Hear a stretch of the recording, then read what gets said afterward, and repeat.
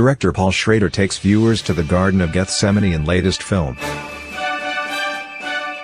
The impassioned qualities Paul Schrader brings to First Reformed are exactly what one hopes for in a religion. It's compelling even when you don't believe it.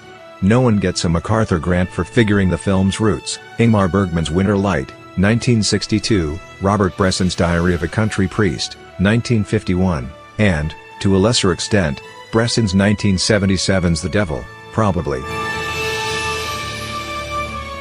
Bergman noted that one of his wives had described Winter Light as a dreary masterpiece. Though this harmoniously composed First Reformed may not be a masterpiece, it's definitely not dreary. The anger in it, the American quality, that refuses to swallow wrath instead of expressing it as violence, gives it a simmer. Ernst Toller, Ethan Hawke, is a solitary pastor, a devotee of Kierkegaard and Thomas Merton in a working-class upstate New York wowed by charismatic churches. Toller leads the white-painted and steepled 250-year-old First Reformed Church in Albany. It's a bone thrown at him by Jeffers, the well-fed pastor of the Abundant Life megachurch, Cedric Kyles aka Cedric the Entertainer. Plans are underway with an anniversary reconsecration, but the place is attended by few, except for bored tourists exiting through the gift shop. Toller's pregnant parishioner Mary, Amanda Seyfried, approaches the pastor about her troubled husband Michael, Philip Ettinger, tormented about bringing a baby into a world doomed by climate change. Mary finds evidence that Michael plans a terrorist act. His likely target, a billionaire climate change denier, Michael Gaston, modeled on one of the Koch brothers, who is a major donor to Abundant Life and First Reformed. Torn by his own uncertainty, and convinced by Michael's ecological activism, Toller wonders if he should make a martyr of himself. Seyfried is the sun in this wintry movie, warming it up. Her long blonde hair falls like a curtain in front of the camera in her close-up during a trust game with the pastor. Similarly, Cedric Kyles gives the movie a foot in the material world. Jeffers snaps impatiently at Toller, "You're always in the Garden of Gethsemane." Cedric does an impatient twirl in his leather chair, dealing with this prickly colleague who believes Christianity is all Good Friday and no Easter, who fails to realize that shepherding men requires a compromise here and there.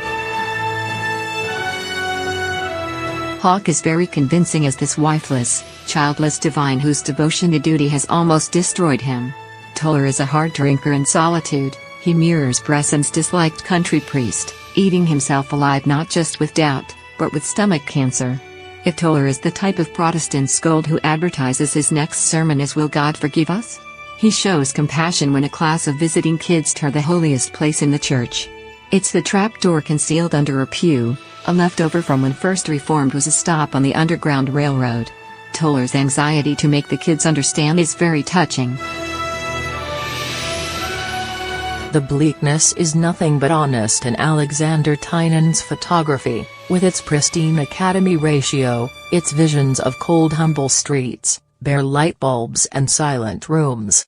But another word for austere is bald-faced. Every now and again, one glimpses Hawke measuring the effect of his own acting. And sometimes Schrader seems to turn Toller into his most famous character, Travis Bickle in Taxi Driver.